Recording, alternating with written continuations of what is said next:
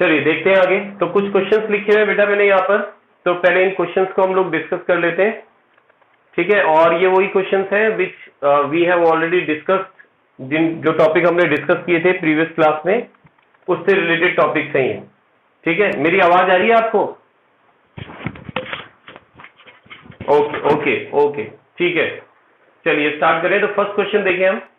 तो first question is, को थोड़ा और एडजस्ट कर लूं मैं ताकि बिल्कुल सामने हो जाइए। यस,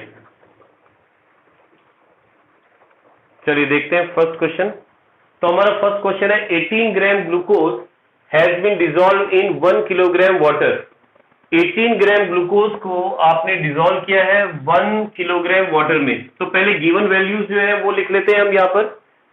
तो आपके पास फर्स्ट क्वेश्चन जो है इसमें 18 ग्राम ग्लूकोज जो है ये मास है, एक्चुअली किसका मास है? ग्लूकोज का, दैट मीन्स सॉल्यूट।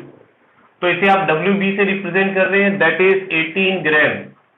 और फिर दिया गया इसको आपने डिसॉल्व किया है 1 किलोग्राम वाटर। तो 1 किलोग्राम वाटर जिसमें आप डिसॉल्व कर रहे हैं वो हमारे पास में सॉल्वेंट है। तो solvent WA is 1 kilogram. 1 kilogram को अगर आप ग्राम में चेंज करते हैं तो बेटा 1000 ग्राम है ये। देन फिर इसने कहा है at what temperature will this water boil. ये बॉइल किस टेम्परेचर पर बॉइल होगा? 1 atm प्रेशर पर। तो आपको temperature find, boiling point find करना है। You have to find the boiling point of water, solution. Solution का बॉइलिंग पॉइंट फाइंड करना है आपको।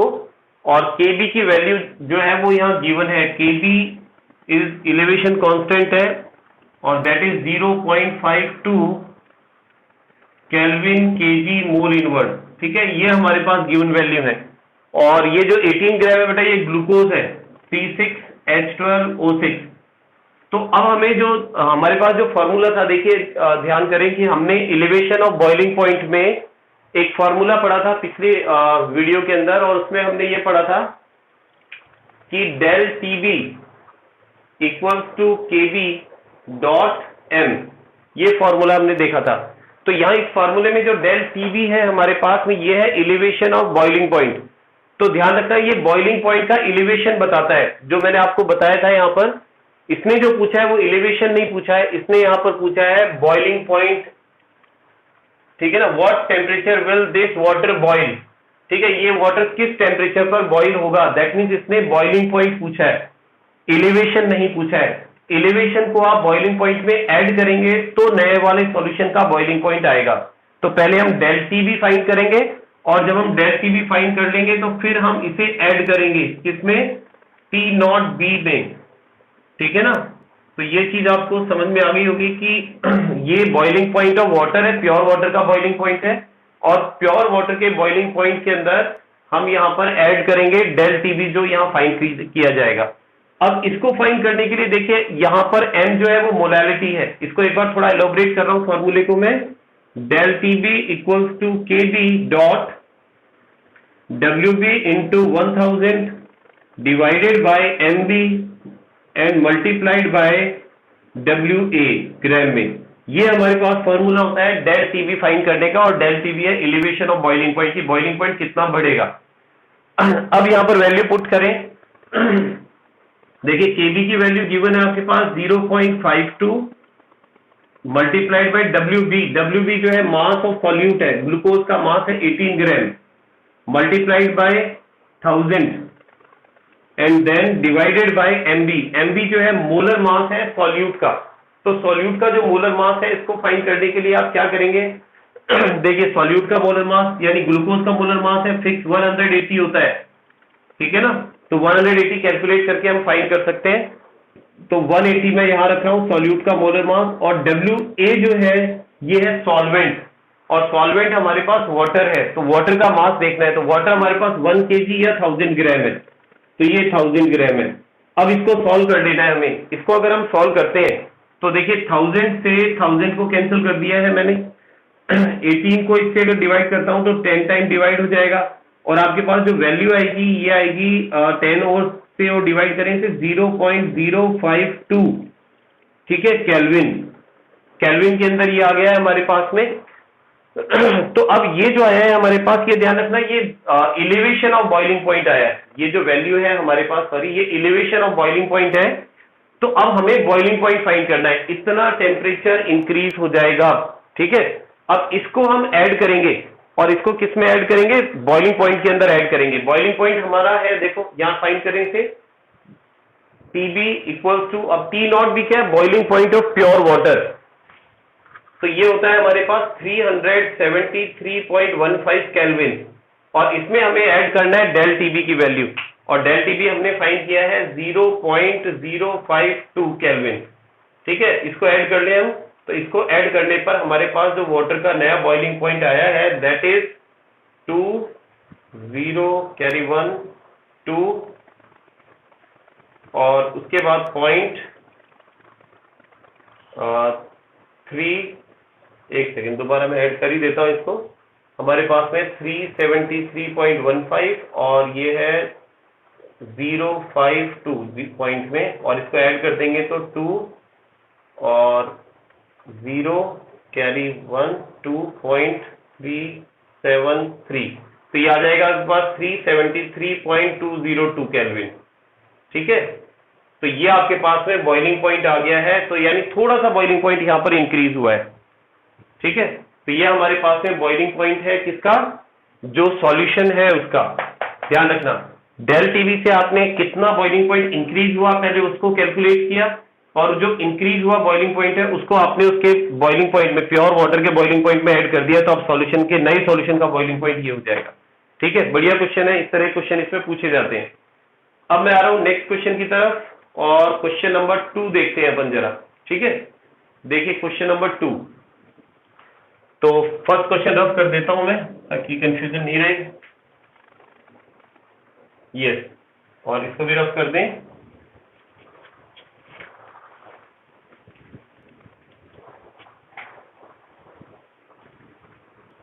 अब देखिए सेकंड क्वेश्चन है हमारा 4.18 ग्राम ऑफ कंपाउंड। आपके पास एक कंपाउंड है जिसका मास यहां पर गिवन है that is WB, second question कर रहे हैं हम, और वो है 4.18 ग्राम। इसको डिसॉल्व किया आपने 240 ग्राम वाटर में, यानी सॉल्वेंट हो गया वाटर, इस वाटर में डिसॉल्व किया है, तो सॉल्वेंट का मास जो होता है वो WA है 240, ठीक है। ध्यान रखना बेटा, A को मैं हमेशा सॉल्वेंट लूंगा और B जो है उसको मैं सॉल्यूट की फॉर्म में लूंगा। अब इसके बाद है boiling point of this solution is, अब बॉइलिंग पॉइंट दिया हुआ है सॉल्यूशन का, ध्यान रखना, तो इसको TB कह रहा हूं, सॉल्यूशन का boiling point 100.065 degree Celsius at 1 atm pressure. आपको कैलकुलेट क्या करना है, calculate the molar weight of the compound, compound का मोलर वेट फाइंड करना है, यानी आपको MB फाइंड करना है, ठीक है। और साथ में आपको KB की वैल्यू दी हुई है, KB की जो वैल्यू है दैट इज 0.53, ठीक है, किसके लिए, 100 ग्राम वाटर के लिए। तो ये सारी चीजें हमारे पास गिवन है, और सॉल्यूट में, सॉल्यूट का नाम नहीं दे रखा क्या है बस, ठीक है। अब इसे कैलकुलेट करना है आपको, MB की वैल्यू फाइंड करनी है। चलिए इसको सॉल्व करते हैं। अब इसको सॉल्व करने के लिए, इस क्वेश्चन को सॉल्व करने के लिए वापस वही चीज है, क्योंकि देखो आपको KB दिया हुआ है, TB दिया हुआ है, ठीक है। हमारे पास जो फॉर्मूला होता है वो फॉर्मूला होता है डेल TB इक्वल्स टू, मैं डायरेक्ट लिख रहा हूं formula, KB multiplied by WB into 1000 divided by MB और मल्टीप्लाइड बाय WA ग्राम में, ठीक है। ये हमारे पास फॉर्मूला है। तो अब मुझे बताओ कि यहां मुझे जो चाहिए वो चाहिए डेल TB, क्योंकि मुझे MB फाइंड करना है। देखो इस क्वेश्चन में MB फाइंड करना है, मेरे पास डेल TB नहीं है। तो कोई स्टूडेंट मुझे बता सकता है कि डेल TB कैसे फाइंड किया जा सकता है, इसमें आपकी तरफ से एक हिंट बता दें मुझे कि हाँ इसमें डेल TB सर ऐसे फाइंड करके यहाँ डेल TB रख दो आप। यस, कौन बताने जा रहा है, बताएं बेटा। तो डेल TB कैसे फाइंड किया जाएगा, कोई आइडिया, कोई बता सकता है, कोई suggestion, how can we find del TB, del TB को कैसे फाइंड कर सकते हैं। बहुत सिंपल है, बस थोड़ा सोचने की जरूरत है, यानी एलिवेशन ऑफ बॉइलिंग पॉइंट कैसे फाइंड करेंगे। यस,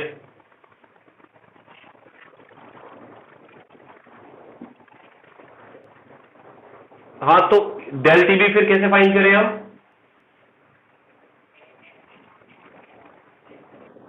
ठीक है। देखिए एक्चुअली डेल टीबी जो होता है ना, उसको फाइंड करने का एक तरीका ये भी है कि हमने अभी बताया था कि TB equals to T nought B minus del TB होता है, ठीक है। यानी सॉल्यूशन का बॉइलिंग पॉइंट इक्वल होता है प्योर सॉल्वेंट का बॉइलिंग पॉइंट, और उसमें हम लोग ऐड कर देते हैं जो हमारे पास में इलेवेशन ऑफ बॉइलिंग पॉइंट है। अब अगर मुझे elevation of boiling point find करना है कि बॉइलिंग पॉइंट कितना बढ़ रहा है, तो इसको फाइंड करने के लिए मैं क्या करूंगा कि टी बी में से सब्ट्रैक्ट कर दूंगा किसको, टी नॉट बी को। मतलब सॉल्यूशन का बॉइलिंग पॉइंट हमेशा ज्यादा होता है और प्योर सॉल्वेंट का कम होता है, तो सॉल्यूशन में से सॉल्वेंट के बॉइलिंग पॉइंट को सब्ट्रैक्ट कर दिया जाएगा, तो डेल टी बी आ जाएगा।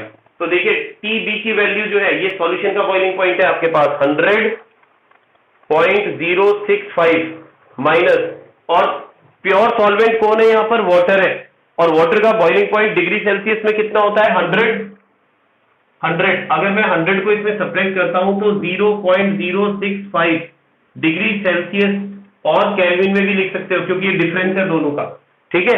तो ये डेल टीबी की वैल्यू आ गई है हमारे पास, यानी कितना बॉइलिंग पॉइंट बढ़ा ये आ गया है, ठीक है। तो ये डेल टीबी की वैल्यू मैं यहां पुट करूंगा 0.065 इक्वल्स टू केबी गिवन है हमारे पास 0.53, डब्ल्यूबी ऑलरेडी गिवन है 4.18 मल्टीप्लाइड बाय 1000 और डिवाइडेड बाय एमबी, एमबी हमें फाइंड करना है, ठीक है, और मल्टीप्लाइड बाय डब्ल्यू ए जो है आपके पास 240 है, 240, ठीक है। अब आपको केवल एमबी को बाहर लेना है और इसको कैलकुलेट करना है। अगर आप इसको कैलकुलेट करते हैं तो देखिए किस तरह से आ जाएगा, देख लेते हैं। तो यहां पर अगर मैं एमबी को बाहर लेता हूं तो एमबी इक्वल्स टू आपके पास आ जाएगा ये 0.53 multiplied by 4.18 multiplied by 1000 divided bye आपके पास आ जाएगा 0.065 मल्टीप्लाइड बाय 240। तो अगर इसको सॉल्व कर लेते हैं तो आपके पास में जो आंसर है वो आ जाएगा, जो अप्रोक्स जो है मैं बता देता हूं, लगभग ये क्वेश्चन है आपका 4.18 वाला, तो ये आ जाएगा आपका 142.3 ग्राम पर मोल, ठीक है ना, इतना आंसर आ जाएगा लगभग, इसको कैलकुलेट करोगे आप तो, ठीक है। ये क्वेश्चन क्लियर है, बहुत बढ़िया क्वेश्चन है बेटा। ये इस तरह के क्वेश्चन मोस्टली पूछे जाते हैं आपके बोर्ड एग्जाम में, ध्यान रख लेना। इस टॉपिक में से मतलब elevation of boiling point, depression of freezing point में से क्वेश्चन अक्सर पूछे जाते हैं, ठीक है। आगे चलें, चलिए नेक्स्ट क्वेश्चन देखते हैं, क्वेश्चन नंबर 3। तो क्वेश्चन नंबर 3 जो है हमारा, सेकंड को रफ कर देता हूं मैं।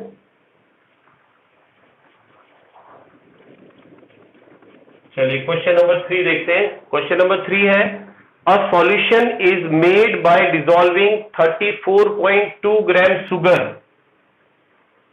तो ये आपके पास WB दिया हुआ है, WB क्वेश्चन नंबर 3 है, और WB की वैल्यू है हमारे पास, थोड़ा ऊपर कर दूं इसको, ओके।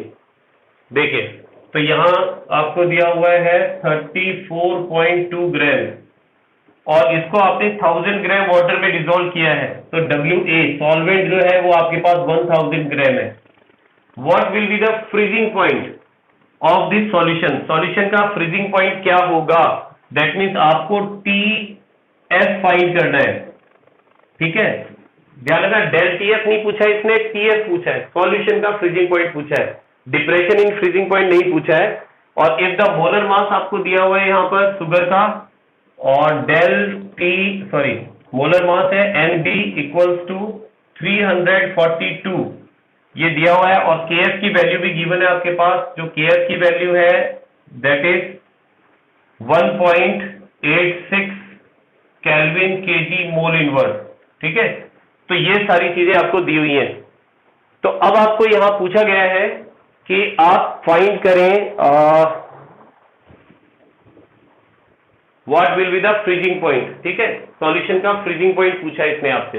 तो फ्रीजिंग पॉइंट को फाइंड करने के लिए पहले हमें डिप्रेशन ऑफ फ्रीजिंग पॉइंट तो पता होना चाहिए, क्योंकि मैंने आपको बताया था कि del TF depression in freezing point जो होता है, ठीक है, डिप्रेशन थोड़ा नीचे लिख देता हूं, del TF depression in freezing point जो है वो किसके इक्वल होता है, वो इक्वल होता है T F minus T nought F. ध्यान रखना कि क्योंकि जो हमारे पास सॉल्यूशन का जो फ्रीजिंग पॉइंट है एक्चुअली डिप्रेशन हो जाता है, कम हो जाता है। कैसे लेंगे, टी नॉट एफ में से टी एफ को माइनस करेंगे हम, ठीक है, क्योंकि प्योर का जो फ्रीजिंग पॉइंट है वो ज्यादा है और सॉल्यूशन का फ्रीजिंग पॉइंट कम होता है। तो अगर आप सॉल्यूशन जो है उस सॉल्वेंट के फ्रीजिंग पॉइंट में से सॉल्यूशन के फ्रीजिंग पॉइंट को सब्ट्रैक्ट करेंगे तो आपके पास डिप्रेशन ऑफ फ्रीजिंग पॉइंट आ जाता है, ठीक है, कि फ्रीजिंग पॉइंट कितना कम होगा।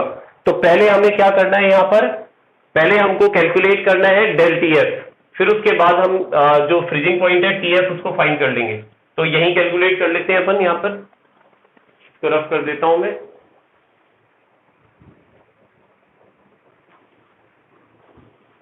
चलिए तो इसको अब कैलकुलेट करते हैं। तो यहां पर पहले तो फॉर्मूला तो यही यूज में ले लेते हैं। तो देखिए हमारे पास फॉर्मूला है del T F equals to K F multiplied by W B multiplied by 1000 divided by आ जाएगा M B and multiplied by W A gram में। ये हमारे पास फॉर्मूला है डेल टी एफ फाइंड करने का। डेल टी एफ का मतलब डिप्रेशन इन फ्रीजिंग पॉइंट कि फ्रीजिंग पॉइंट कितना कम होगा। अब अगर वैल्यू पुट करते हैं आप तो del T F equals to K F की वैल्यू गिवन है आपके पास 1.86 वाटर के लिए और W B 34.2 multiplied by 1000 divided by M B. M B is the molar mass, तो मोलर मास रख दिया आप 342 multiplied by W A. W A जो है यहां पर हम किसको ले रहे हैं, सॉल्वेंट के मास को, दैट इज 1000 ग्राम, ठीक है। तो इनको कैलकुलेट कर लेंगे, 1000 से 1000 कैंसिल हो जाएगा हमारे पास और इसको इससे करें तो 10 टाइम कैंसिल हो रहा है ये, ठीक है, और 10 को इसमें डिवाइड करेंगे आप तो आपके पास जो वैल्यू आएगी दैट इज 0.186, ठीक है। केल्विन में वैल्यू रखी है हमने, केल्विन में आ जाएगा हमारे पास ये, ठीक है। और वैसे ये डिग्री सेल्सियस और केल्विन दोनों में आ सकता है क्योंकि ये डिफरेंस है, ध्यान रखना। तो डेल टी एस की वैल्यू आ चुकी है। अब हमें फाइंड क्या करना है, देखो हमें फाइंड करना है टी एस। तो हमने अभी जो फॉर्मूला देखा था वो ये था, del T S equals to T nought S minus T S. अब इनका मतलब पता होना जरूरी है बेटा, ध्यान रखना। ये जो डेल टी एस है ना, ये क्या है, freezing point of solvent, pure solvent का फ्रीजिंग पॉइंट है, और ये जो है ना ये फ्रीजिंग पॉइंट ऑफ सॉल्यूशन है, सॉल्यूशन का फ्रीजिंग पॉइंट है, ठीक है। और ये दोनों का डिफरेंस, डिफरेंस तो हमने फाइंड कर लिया, डिफरेंस है हमारे पास में 0.186 इक्वल्स टू, अब टी नॉट एफ का मतलब है प्योर सॉल्वेंट का फ्रीजिंग पॉइंट। जो सॉल्वेंट वाटर है तो वाटर का फ्रीजिंग पॉइंट कितना होता है, केल्विन में देखें तो 273.15 केल्विन या 0 डिग्री सेल्सियस, ठीक है। और हमें फाइंड करना है टीएफ, तो टीएफ को फाइंड कर लिया आप। तो टीएफ को फाइंड करने के लिए टीएफ इक्वल्स टू आपके पास आ जाएगा 273.15 सब्ट्रैक्टेड, इसको सब्ट्रैक्ट कर देंगे 186 को, इसमें 0.186, ठीक है। और सब्ट्रैक्ट करने के बाद जो वैल्यू आएगी वो आपके पास पीएफ की वैल्यू आ जाएगी। तो ये वैल्यू लगभग आ जाएगी अप्रॉक्स 273.15 और इसमें सब्ट्रैक्ट कर रहे हैं 0.186, ठीक है। तो यहाँ आ जाएगा 4 और 14 में से 6 और यहाँ 0 और यहाँ आ जाएगा 9 और उसके बाद यहाँ आ गया 272। तो ये आपके पास आ गया है 272.964 केल्विन, ठीक है। ये इसका फ्रीजिंग पॉइंट हो जाएगा। Got it. तो ये हमारा थर्ड क्वेश्चन का आंसर आ गया है कि फ्रीजिंग पॉइंट का डिप्रेशन कितना होगा। चलिए अब इसके बाद एक क्वेश्चन और देखते हैं, क्वेश्चन नंबर 3 हो गया है। नहीं, मैंने इसको चेंज कर देता हूँ उसकी डायरेक्शन। अब तो जो मैंने सॉल्यूशन किया है वो सॉल्यूशन तो दिख रहा होगा आपको।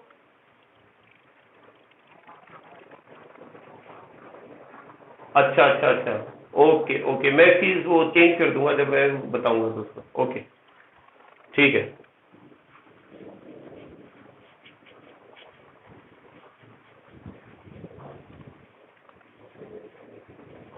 चलिए नेक्स्ट क्वेश्चन देख लेते हैं। क्वेश्चन नंबर 3 देखिए, क्वेश्चन नंबर 3 जो है हमारे पास में, a solution is made by dissolving 3 तो शायद अपन ने देखा था, वही तो है ना, ये 4 देखना है अपन को। A boiling point of aqueous solution of substance, तो यहाँ पर बॉइलिंग पॉइंट आपको दिया हुआ है एक्वस सॉल्यूशन का, सब्सटेंस का। तो यहाँ पर क्वेश्चन नंबर 4 में आपको TB यानी बॉइलिंग पॉइंट जो है वो दिया हुआ है 100.21 डिग्री सेल्सियस, ठीक है। और फिर determine the freezing point of this solution, और आपको यहाँ पर इसका फ्रीजिंग पॉइंट फाइंड करना है, दैट इज TF फाइंड करना है आपको। और साथ में आपको यहाँ दे रखा है KF की वैल्यू दी हुई है आपको, यहाँ पर KF वो दिया हुआ है 1.86, और KB की जो वैल्यू दी हुई है वो आपको दी हुई है 0.51, ठीक है। ये आपको वैल्यू दी हुई है, और यूनिट लिख देता हूं मैं इसकी, केल्विन केजी मोल इनवर्स, यहाँ भी केल्विन केजी मोल इनवर्स, ये आपको दिया हुआ है, ठीक है। तो यहाँ देखो, अब इसको सॉल्यूशन करने का जो तरीका है, किस तरह से इसको सॉल्व करेंगे ये बता देता हूं। इन दोनों में रिलेशन देखना है हमको कि दोनों में क्या रिलेशन हो सकता है, क्योंकि दोनों के लिए अगर हम देखें, एक ही सब्सटेंस के लिए पूछ रहा है, तो एक ही सब्सटेंस के लिए जो मोलर मास है वो तो सेम होता है। तो इन दोनों में एक सिंपल सा रिलेशन भी आता है। देखो, अगर मैं एक रिलेशन देखता हूं फर्स्ट वाले केस के लिए, कि हमें पता है del T B equals to K B और एम, और दूसरा जो हमारे पास, ये फर्स्ट इक्वेशन ले लेता हूं मैं, और अगर मैं डेल टी एफ फाइंड करता हूं तो आ जाएगा के एफ डॉट एम, इस तरह से, ठीक है। तो इसने एक ही तरह के सब्सटेंस के लिए कहा है कि a boiling point of aqueous solution of a substance, substance एक ही है, ध्यान रखना, दो अलग अलग सब्सटेंस नहीं है। तो उस सब्सटेंस के लिए मोलैलिटी तो सेम ही रहेगी दोनों के लिए, ठीक है। और फिर इसने क्या है, डिटरमाइन द फ्रीजिंग पॉइंट, उसका फ्रीजिंग पॉइंट फाइंड करना है, जबकि इसने उसका बॉइलिंग पॉइंट दे रखा है, ठीक है। तो अब यहां पर हमें क्या करना है, देखो, इन दोनों का अगर मैं रेशियो लेता हूं तो del T B upon del T F equals to, divide करता हूं तो के बी अपॉन के एफ और डॉट एम, और एम से तो एम कैंसिल हो जाएगा हमारे पास, क्योंकि दोनों की मोलैलिटी जो है ना वो तो सेम है, ठीक है। तो हमारे पास जो फॉर्मूला बन गया वो ये है, del T B upon del T F और के बी अपॉन के एफ। अब यहां पर वैल्यू जो हमारे पास गिवन है, देखो वैल्यू ये है, लेकिन हमारे पास डेल टी बी नहीं है, लेकिन टी बी है, तो डेल टी बी तो फाइंड किया जा सकता है। यहां पर आप देखिए, अगर हमारे पास टीबी दिया हुआ है तो मैं इसको फाइंड कर सकता हूं, क्योंकि मुझे पता है डेल टीबी जो होता है इलेवेशन ऑफ बॉइलिंग पॉइंट, वो किसके इक्वल होता है, TB minus T nought B के इक्वल होता है। टीबी क्या है, सॉल्यूशन का बॉइलिंग पॉइंट जो कि गिवन है, ठीक है, और टी नॉट बी क्या है, हमारे पास में वाटर का बॉइलिंग पॉइंट है, जो हमें पता है कितना होता है, 100 डिग्री सेल्सियस होता है, ठीक है। तो अगर डिग्री सेल्सियस में ले रहा हूं तो यहां ले लेता हूं, तो del T B equals to, ये है 100.21 माइनस 100, और इन दोनों का जो डिफरेंस आ रहा है हमारे पास, del T B equals to वो आ रहा है 0.21, ठीक है। ये डेल टी बी की वैल्यू आ गई है हमारे पास। अब ये डेल टी बी की वैल्यू मैं यहां पुट कर सकता हूं, देखो डेल टी बी है हमारे पास, के बी भी गिवन है, के एफ भी गिवन है, अब डेल टी एफ फाइंड किया जा सकता है, ठीक है। तो अब इसको फाइंड करने के लिए एक बार वैल्यू पुट कर देते हैं अपन। तो यहां पर डेल टी बी की वैल्यू है 0.21 divided by del T F equals to, K B की वैल्यू है 1.86 डिवाइडेड बाय 0.51, और इसको कैलकुलेट कर लेते हैं हम आगे। अब कैलकुलेट करने के लिए, एक सेकेंड, कैलकुलेट करने के लिए यहां आगे सॉल्व कर लेता हूं। Del T F equals to हो जाएगा आपके पास, क्रॉस मल्टीप्लाई करते हैं, 0.21 मल्टीप्लाइड बाय 0.51 डिवाइडेड बाय 1.86, इसको सॉल्व कर लेंगे, और जब इसको सॉल्व करेंगे तो आपके पास इसका जो आंसर है वो आ जाएगा, और इसका आंसर अप्रॉक्स जो है आ रहा है आपका लगभग, चेक कर लेते हैं,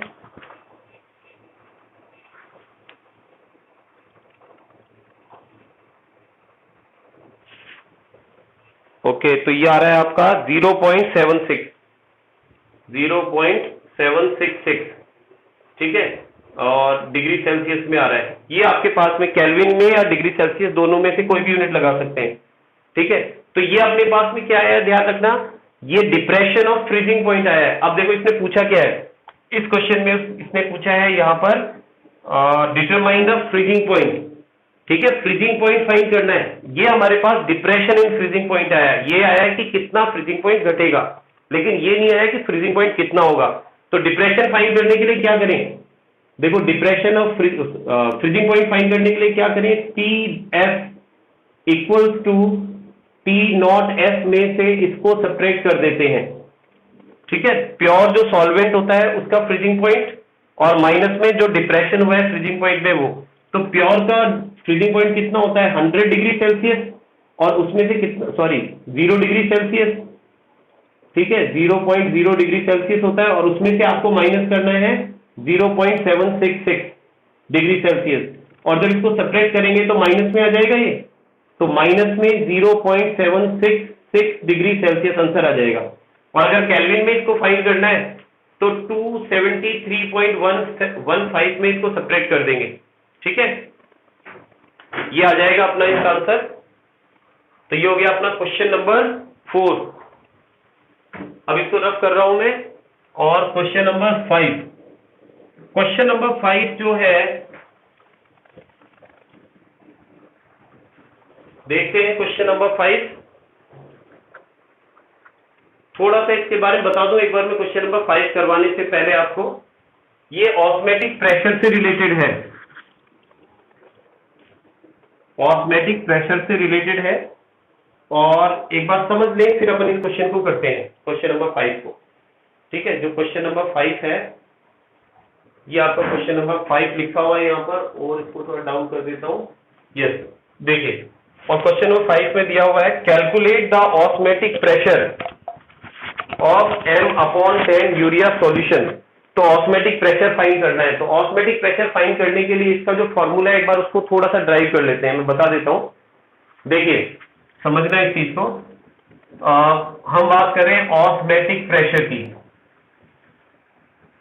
देखिए ऐसा माना जाता है कि अगर हमारे पास कोई डाइल्यूट सॉल्यूशन है, उस डाइल्यूट सॉल्यूशन में जो सॉल्यूट के पार्टिकल होते हैं उसकी कंसंट्रेशन बहुत कम होती है, और वो बिल्कुल उसी तरह से बिहेव करते हैं जिस तरह से आइडियल गैस के अंदर सॉल्यूट के पार्टिकल बिहेव करते हैं। तो उनके लिए हम अगर आइडियल गैस इक्वेशन अप्लाई करते हैं, आइडियल गैस इक्वेशन क्या होती है, PV इक्वल्स टू nRT होती है। बस फर्क इतना है कि यहां पर जो प्रेशर है उसकी जगह हमें ऑस्मेटिक प्रेशर यूज में लेना होता है, किसके लिए, डाइल्यूट सॉल्यूशन के लिए, डाइल्यूट लिक्विड सॉल्यूशन के लिए। तो ऑस्मेटिक प्रेशर के लिए जो हम सिंबल काम में लेते हैं ना, वो पाई काम में लेते हैं। तो ये बनता है इस तरह से, पाई V इक्वल्स टू nRT। और अब अगर मैं पाई को राइट हैंड साइड लेके जाता हूं, सॉरी V को राइट हैंड साइड लेके जाता हूं, तो पाई इक्वल्स टू हो जाता है N/VRT, ठीक है। अब जरा गौर करना बेटा, N जो है नंबर ऑफ मोल्स है, नंबर ऑफ मोल्स, और V जो है वो वॉल्यूम है। तो आपको ध्यान होगा, ये आपने पढ़ा था कि number of moles of solute dissolve in fixed volume of solution, तो उसे हम क्या बोलते हैं, कंसंट्रेशन कहते हैं। तो इसका मतलब ये है कि ये कंसंट्रेशन को एक्सप्रेस कर रहा है पूरा, तो इसे हम यूं लिख सकते हैं, पाई इक्वल्स टू CRT, ठीक है, C स्टैंड्स फॉर कंसंट्रेशन। और अगर ये कंसंट्रेशन मोलैरिटी की फॉर्म में है तो इसे अपन यूं भी लिख सकते हैं mRT। तो ये जो फॉर्मूले है ना, ध्यान रखना, ये फॉर्मूले ऑस्मेटिक प्रेशर को फाइंड करने के लिए काम में आते हैं। अब मैं यहां पर इस फर्स्ट क्वेश्चन की बात कर रहा हूं। यहां आपको दिया गया था कैलकुलेट द ऑस्मेटिक प्रेशर, आपको ऑस्मेटिक प्रेशर फाइंड करना है, आपको पाई की वैल्यू फाइंड करनी है, ये फाइंड करना है, और ऑफ m/10 यूरिया सॉल्यूशन। तो यहां जो कंसंट्रेशन आपको दी हुई है, कंसंट्रेशन जो सॉल्यूशन की दी है that is m/10 urea solution है, और R की जो वैल्यू है, कांस्टेंट होता है R, और ये कांस्टेंट की वैल्यू आपको दी हुई है 0.082 litre ATM degree inverse mole inverse, ठीक है। और आपसे पूछा गया है कि आप इसका ऑस्मेटिक प्रेशर फाइंड करें। अब ऑस्मेटिक प्रेशर में जहां कंसंट्रेशन आ रही है वो फॉर्मूला हमें अप्लाई करना है। तो यहाँ पर नेचुरल है कि यही फॉर्मूला यूज में लेंगे हम, जिसमें मोलैरिटी यहाँ दे रखी है। तो पाई इक्वल्स टू आपके पास होता है MRT, ठीक है। और जहां M जो है वो मोलैरिटी को शो कर रहा है, और मोलैरिटी कितनी है, M/10 का मतलब क्या होता है, इसका मतलब हो गया 0.1 M, ठीक है, ये इसकी कंसंट्रेशन है। तो यहां हम रखेंगे 0.1 M multiplied by R, given है आपके पास 0.082 मल्टीप्लाइड बाय टेम्परेचर। टेम्परेचर जो है वो है 27। अब एक चीज और बता दो बेटा, 27 डिग्री सेल्सियस टेम्परेचर दिया हुआ है। अगर आप 27 डिग्री सेल्सियस लिखते हो तो ध्यान, अच्छा डिग्री में ही है, फिर कोई दिक्कत नहीं है क्योंकि ये डिग्री में ही है यूनिट। अगर यहाँ पर केल्विन में ना आर की यूनिट, ध्यान रखना, ये यहां गलती करते हैं स्टूडेंट। अगर आपको आर की यूनिट जो है वहां पर टेम्परेचर डिग्री की बजाय केल्विन में दिया हुआ है, तो ध्यान रखना है कि ये जो टेम्परेचर आपको 27 डिग्री सेल्सियस दिया हुआ था उसको आप पहले केल्विन में कन्वर्ट करोगे, ठीक है ना, क्योंकि यूनिट्स को आपको सेम करना पड़ेगा, उसके बाद में आप उसको पुट करेंगे वैल्यू को। तो फिलहाल यहां पर क्योंकि डिग्री सेल्सियस में है और आपके पास जो आर है उस आर की यूनिट में यहां पर भी डिग्री ही आ रहा है, तो इसलिए मैं यहां पर डिग्री में इसको रख सकता हूं। तो यहां मैं 27 डिग्री रखूंगा, ठीक है, और इसको मल्टीप्लाई करने के बाद जो हमारा आंसर आ जाएगा वो ऑस्मेटिक प्रेशर को शो करेगा। लेकिन कुछ क्वेश्चन ऐसे भी हो सकते हैं जहां पर ये ध्यान रखना डिग्री में नहीं हो, ठीक है, इस डिग्री सेल्सियस में हो लेकिन उसको केल्विन में कन्वर्ट करना पड़ेगा आपको, ठीक है। तो इसको कैलकुलेट करने के बाद जो आपका आंसर आएगा वो हो जाएगा लगभग, में कहा गया ये, मल्टीप्लाई तो कर ही लेंगे अब, ठीक है ना, देख लेना आप मल्टीप्लाई करके इसको, तो ये इसका आंसर आ जाएगा। अच्छा, अब इसके बाद एक क्वेश्चन और है, देखो ये भी बढ़िया क्वेश्चन है, 6th क्वेश्चन, इसको और देख लिया जाए एक बार। यस, 6th क्वेश्चन ये रहा आपके स्क्रीन पे है, और 6th क्वेश्चन में है 10% WB urea solution is osmotic with 5% WB solution of unknown solute, तो calculate the molar mass of unknown solute. तो देखो यहां पर एक चीज आपको इस क्वेश्चन को बताने से पहले समझा दूं मैं, इसने एक टर्म यूज में लिए यहां पर आइसोटोनिक, ठीक है। तो मुझे कोई आइडिया बता सकता है बेटा आइसोटोनिक क्या होता है? आइसोटोनिक से मतलब क्या है? Any idea about isotonic? Anybody? Isotonic क्या होता है बेटा? बायो में तो पढ़ा है, बायोलॉजी वाले स्टूडेंट्स को तो पता होगा आइसोटोनिक सॉल्यूशन किसे कहते हैं। चलिए मैं बता देता हूं, देखो अगर दो सॉल्यूशन की कंसंट्रेशन, दो सॉल्यूशन का ऑस्मेटिक प्रेशर अगर सेम है, हमारे पास दो सॉल्यूशन है और दोनों सॉल्यूशन का ऑस्मेटिक प्रेशर अगर सेम आ रहा है, तो ऐसे सॉल्यूशन को आप क्या कहते हैं? आइसोटोनिक कहते हैं। और अगर ऑस्मेटिक प्रेशर कम आ रहा है, ठीक है, तो उसे क्या कहेंगे आप? उसे आप हाइपोटोनिक कहते हैं। और अगर ऑस्मेटिक प्रेशर ज्यादा है, एक के कंपैरिजन में दूसरे का ऑस्मेटिक प्रेशर ग्रेटर है, तो उसे आप कहते हैं हाइपरटोनिक। तो ध्यान रखना, हाइपर ज्यादा के लिए, हाइपो जो है कम ऑस्मेटिक प्रेशर है उस कंडीशन में, और अगर ऑस्मेटिक प्रेशर सेम है तो उसे आइसोटोनिक कहेंगे, ठीक है। तो ये इनका ऑस्मेटिक प्रेशर सेम है, तो अगर ऑस्मेटिक प्रेशर सेम है तो यानी दोनों के लिए जो पाई होगा वो इक्वल होगा। आइसोटोनिक है तो हम ये कह सकते हैं कि पाई 1 इक्वल्स टू पाई 2 सेम होना चाहिए, मतलब फर्स्ट सॉल्यूशन के लिए ऑस्मेटिक प्रेशर और सेकेंड सॉल्यूशन के लिए ऑस्मेटिक प्रेशर सेम होगा। अब फॉर्मूला क्या होता है देखो पाई का, एक्चुअली पाई के लिए जो हमने फॉर्मूला देखा था अभी वो देखा था N/VRT, इसमें भी हम ये यूज में ले सकते हैं N/VRT, ठीक है। अब यहां एक चीज और ध्यान रखनी है कि हमारे पास में जो सब्सटेंस है, हमारे पास जो सब्सटेंस है, फूल मचाना चाहिए। यस, तो हम ये कह रहे थे कि जो हमारे पास सब्सटेंस रखा हुआ है वो सब्सटेंस की कंसंट्रेशन अलग अलग है, तो यहां पर हमें उसकी कंसंट्रेशन काम में लेनी है।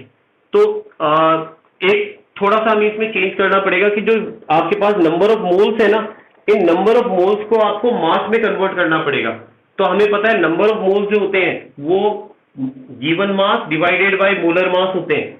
तो यहां पर इसके लिए मैं लिख सकता हूं, n को रिप्लेस कर रहा हूं, तो मैं यहां लिख रहा हूं W1 लिख देते हैं अपन, W1 upon M1 multiplied by V into R into T।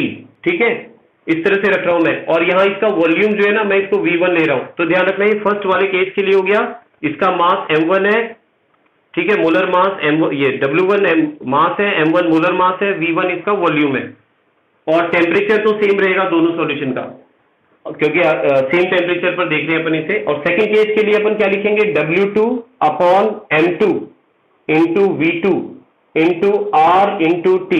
ठीक है, अब आपको क्या करना है, यहां पर जो चीज सेम है उनको कैंसिल कर दें।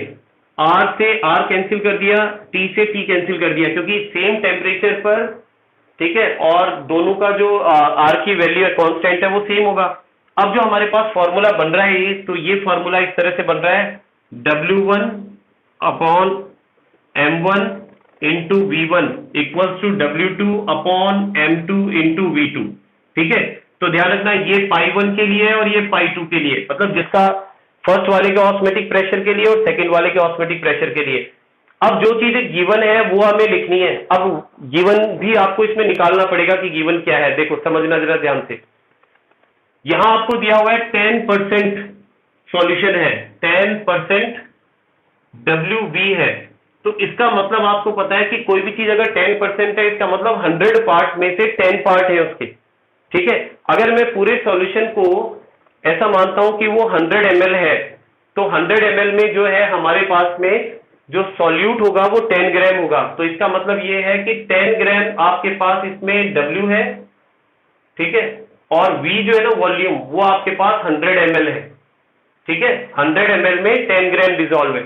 दूसरा सॉल्यूशन इसमें क्या है, 5% है, तो 5% का मतलब क्या हुआ, देखिए 5% WV, तो इसका मतलब है 5 ग्राम आपके पास में है सॉल्यूट W, जिसको 1 और इसको 1 कहा था, और ये 2 है ना, ये 5 ग्राम हो गया, और वॉल्यूम जो है वो है आपके पास 100 ml। अब ये दोनों वैल्यू हमारे पास आ चुकी हैं, और हमें फाइंड करना है molar mass of unknown solute, unknown solute का मोलर मास फाइंड करना है। और दूसरा क्या है, आपके पास एक यूरिया है, तो यूरिया का जो मोलर मास होता है ना बेटा, वो 60 होता है, ध्यान रखना। एक यूरिया है जिसका मोलर मास 60 है, जो हमारे पास गिवन वैल्यू है। वैल्यू पुट करना स्टार्ट कर रहा हूं, ठीक है, तो इसके अंदर W1 की वैल्यू हमारे पास है 10, M1 है आपके पास में, इसका molar mass urea 60, then V1 है आपके पास वॉल्यूम 100, और W2 की वैल्यू जो है आपके पास 5 है, डिवाइडेड बाय M2 आपको फाइंड करना है, अननोन है ये, ध्यान रखना। तो ये M2 आपको फाइंड करना है, इसका वॉल्यूम 100 है। ठीक है, इसे सॉल्व करना है आपको।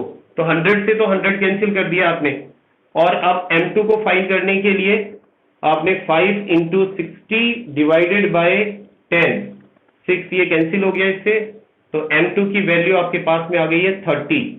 ठीक है, तो इसका जो मोलर मास होगा वो 30 ग्राम पर मोल हो जाएगा। इसको कैलकुलेट करोगे तो 30 ग्राम पर मोल हो जाएगा।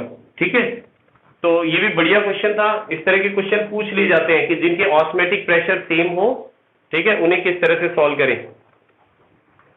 तो ये हो गया है अपना यहां तक। ठीक है, तो ये अपने कुछ न्यूमेरिकल सॉल्व कर लिए। बाकी इसका जो ये वीडियो है ये आपको ऐप में भी मिल जाएगा, ठीक है, और आपके जो वेदांता स्टडीज है वहां पर भी इसका लिंक मिल जाएगा आपको। तो वहां से भी अगर किसी बच्चे ने नहीं अटेंड की हो, बीच में चला गया हो, लेट आया हो, तो वो भी देख सकते हैं। ठीक है, तो आज की क्लास फिर यहीं करते हैं बेटा। एक ये बेटा उत्सव के मेरे को बहुत सारे आईडी दिख रहे हैं, क्या चक्कर है, उत्सव बांट दिया क्या सबको आईडी?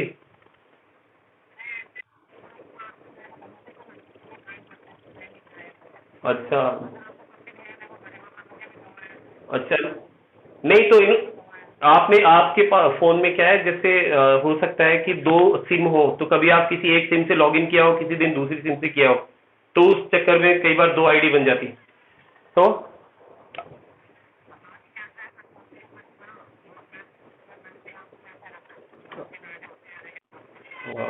चलो कोई बात नहीं, ये पीछे आवाज आ रही है। चलो ठीक है बेटा, आज की क्लास में इतना ही। फिर और वैसे तो अब शायद थर्सडे से आपका नया ऐप जो है ना माइक्रोसॉफ्ट है उसमें क्लासेस लगेंगी, ठीक है। इसमें क्योंकि कंजप्शन ज्यादा होता है, स्टूडेंट्स की कंप्लेन थी कि सर इसमें हमारा डाटा तो वैसे ही खर्च हो जाता है, तो उसमें शायद डाटा कम कंज्यूम होगा। पर क्लास मुश्किल से 200 MB के आसपास होगा, इसमें 700 MB के आसपास होता है, ठीक है। तो इसकी जो कोई वर्कशीट वगैरह मैं अपलोड करूंगा बेटा, उस वर्कशीट को भी सॉल्व कर लेना आप, ठीक है। और उसको सबमिट करना सॉल्व करके। सबमिट नहीं कर रहे हैं स्टूडेंट्स, 2-3 स्टूडेंट्स ने सबमिशन किया है केवल, ठीक है ना। कल संडे है, कंप्लीट करके संडे इवनिंग तक को सबमिट करें जो वर्कशीट है, ओके। तो आज की क्लास यहीं तक, फिर कल मंडे को मिलते हैं नेक्स्ट क्लास में, okay. Have a good day.